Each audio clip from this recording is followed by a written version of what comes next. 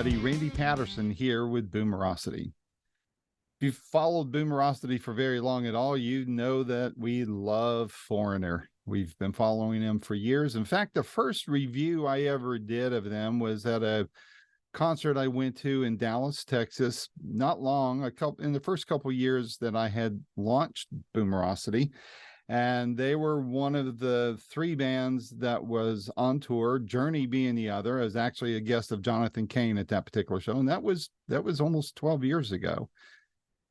Little did I know that 12 years later that Foreigner would be announcing their final tour. And it's hard to believe because their music goes all the way back to my high school years. I'm sure many of yours too.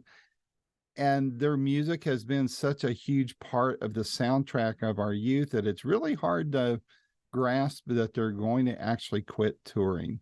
But, you know, we all get older. We all got to take care of ourselves. And that's what Kelly Hansen of Foreigner and I just talked about.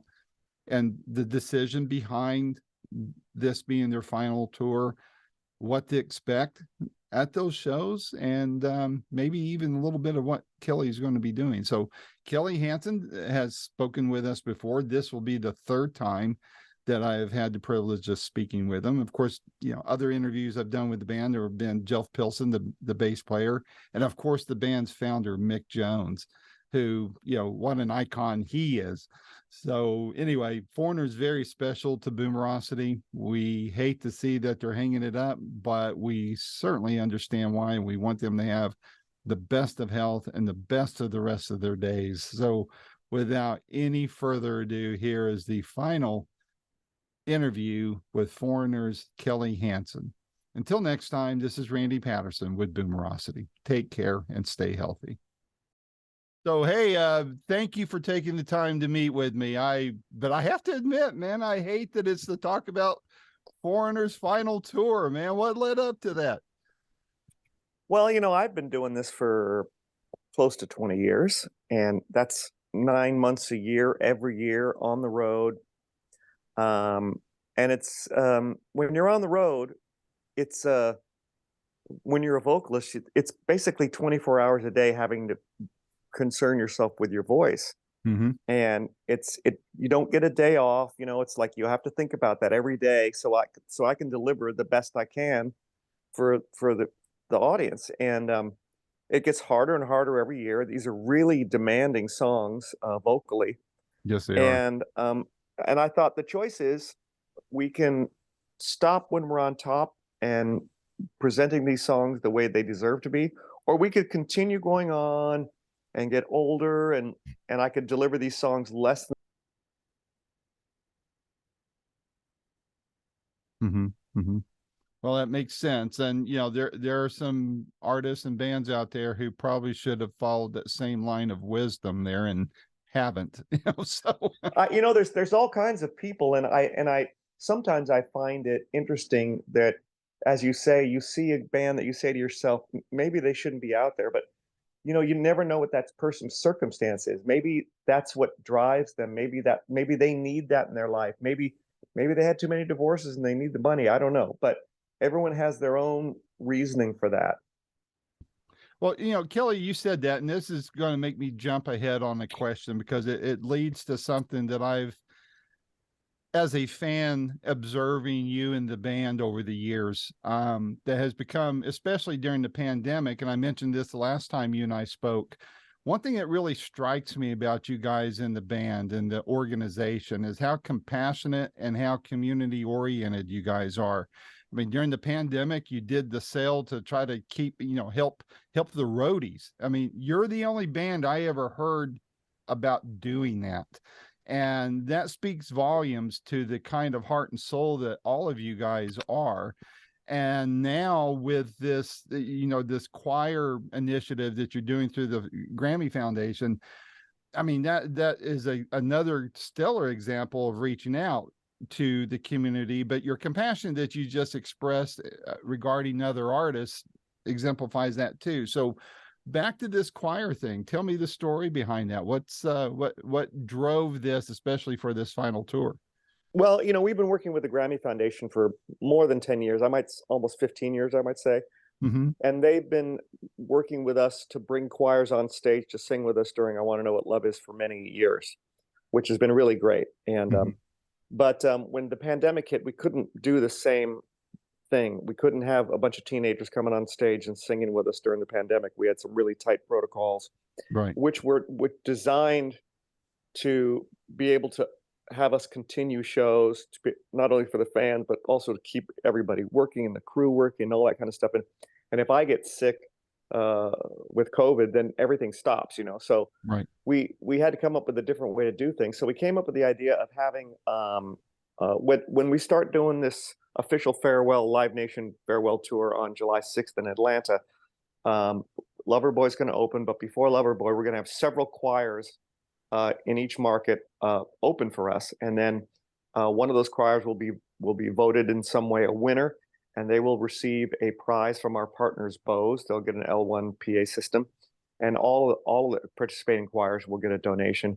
And it's our way of kind of giving back a little bit, and also raising awareness about the lack of funding for uh, funding in school music programs. There's a lot of cuts going on in a lot of areas, and including schools. And one of the first thing to go is music and the arts, and that's a really tough pill to swallow because I know what music can do to help create a well-rounded person. Hmm.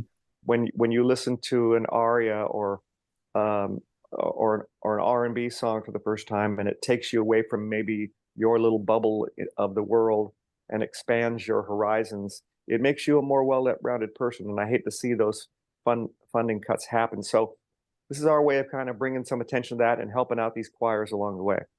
Well, that speaks volumes and speaks to my heart too. Child or teenager in the 70s, I was in concert choir at Moon Valley High School in Phoenix, Arizona, and Right. Mrs. Caldwell taught us so much. I mean, from doing 1776 or Godspell or Handel's Messiah or any of those things. It just broadens your view of the world and helps Right. you understand things. And the fact that it's not, I can't believe that it's from lack of money that they're having to cut these things, because we're sure getting taxed enough for schools. Where is that money going? Yeah. Yeah. Well, not obviously not going to some of the right places. So Agreed. yeah. Gosh. Well, man, I think that's great that you guys are doing that. So back to this tour. Are you got, Foreigner has got such an amazing catalog. Of course, the hits that everybody knows, but gosh, even seeing what you guys have done over the years. I know the last time I saw you was in Nashville. I met with you guys backstage, but when you did the thing with the orchestra and choir there, I mean, what an amazing show. That's on my short list of probably the top 3 shows I've ever been to.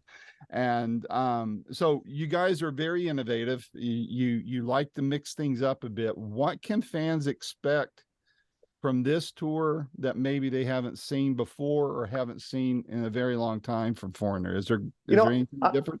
I'm not. We haven't really kind of solidified anything yet. There's a lot of things that I would like to do.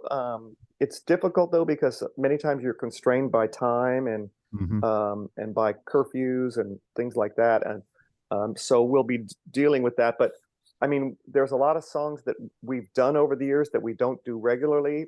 But you have to remember, if we put a song in, sometimes you got to take a hit out. That's right. And it's a good problem to have, but it is still a problem. And I don't know how this is going to evolve and unfold over the course of time during this farewell tour. Because I think that who knows? Maybe we'll be looser because we know we're doing this, thing, and maybe there'll be some kind of things that happen that aren't pre-planned, or maybe we'll have guests come and sit in with us. There's a whole spectrum of things that might happen. We just haven't decided on some of them, and some of them I think will happen as they naturally evolve. Cool. Are there going to be any more orchestra performances like you did in Nashville and like you did on your recording in Switzerland? I don't think we have any scheduled at this point, but we always enjoy doing those. Those were always amazing because we've been doing the songs a certain way for a long time, and when you do it with the orchestra, it adds a whole nother dimension to what the delivery of the songs is. It's like a new paradigm of sound and power, and it's really incredible, and we really did enjoy doing that. Will Mick be joining you at all anywhere on any of the stops along the way? Mick is going to be with us wherever he can be, where his doctor says it's okay. And that's kind of the thing. And also, you know, our door is always open to previous band members from Foreigner. So we expect to be taking advantage of that on this tour for sure.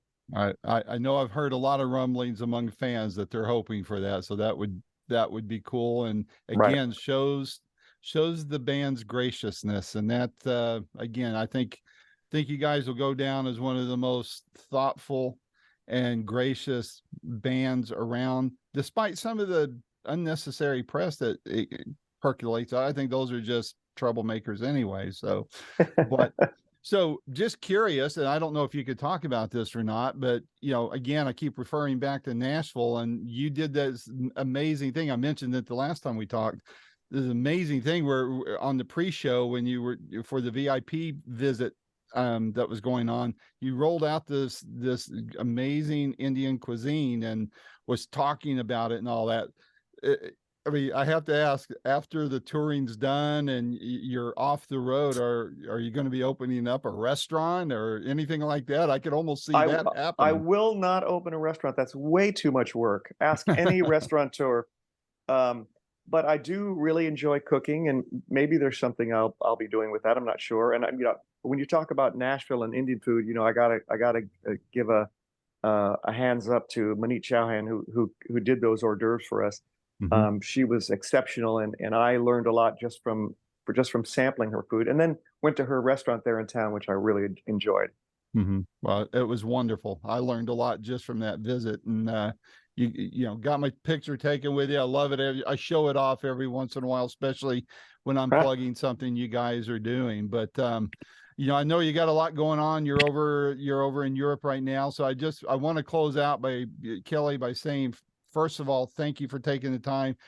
Thank you and the band, especially Mick, for all the years of great music. You know, we hate to see you guys pull off the road, but we want you healthy, and we always have the music to fall back on. And I'm sure you guys will be, you know, popping up in the press somewhere now and then. But thank you for all of that. Thank you for being a big part of the soundtrack of our lives and bringing us great concerts and even teaching us about food. Yeah.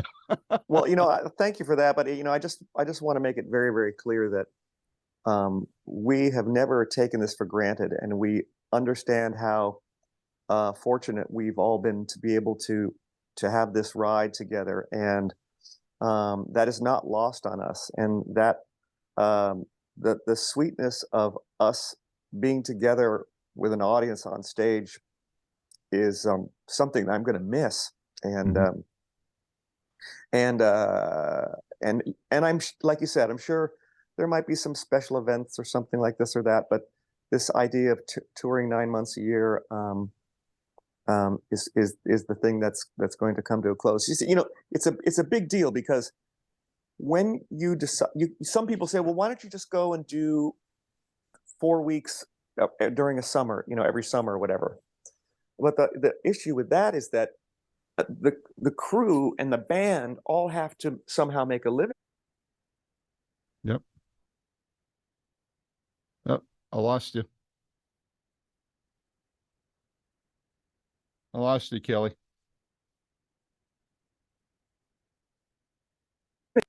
Hold on, sorry about that. Okay, no problem. I pressed a button. So where'd you lose me? You're saying that the band and crew have to make a living, and then go ahead. That's my loss. Right. The band and crew can't do nothing and then all come back together just for 4 weeks. So everyone has to take on other things. And so that means that the way we work now is we do 8-9 months a year. We can keep everybody together and doing stuff because we're all, you know, really putting in a lot of energy and working and stuff. And so it's enough to sustain everybody. But if you just limit it to a couple of weeks or a few weeks, all of a sudden you're going to be using different people, and are you going to have different musicians, and then the complexion completely changes, and it's not the way I envision it, you know. So I think it's better. Go Yeah, ahead. the roadie's got to be able to. I mean, everybody else is doing the longer tours, and so to be able to pick up in the middle of the tour is often probably impossible, I would imagine.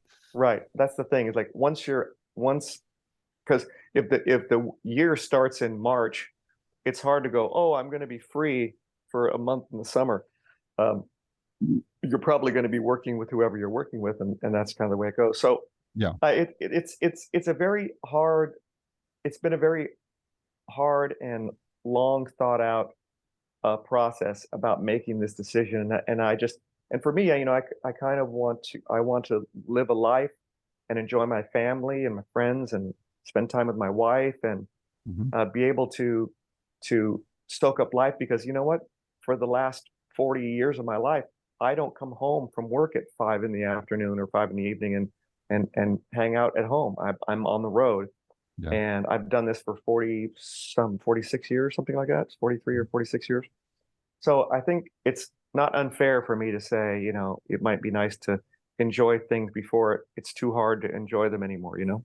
Yeah, well, and a lot of fans just don't get that because all we see, we think, is those hour and a half, 2 hours that you guys are on the stage, and we think that's it. We forget about the roadies working until the wee hours of the morning to break things down and load up and head to the Right, next town. We don't think about when they catch sleep. We don't think right, about the wear and tear on your bodies and on your families, on your relationships. So right. I think it's all well deserved, man, that you're going to do this. We'll miss you, but I hope to catch you on one of your stops on the tour. I'm in East Tennessee, so I may catch you in Atlanta or Nashville or somewhere. But All maybe right. we can bump elbows and say hello one more time. So, All right. Thank you so much. well, thanks a lot, Kelly. Stay safe, stay well, and we'll see you down the road. All right. Take it easy. Take care. Bye bye.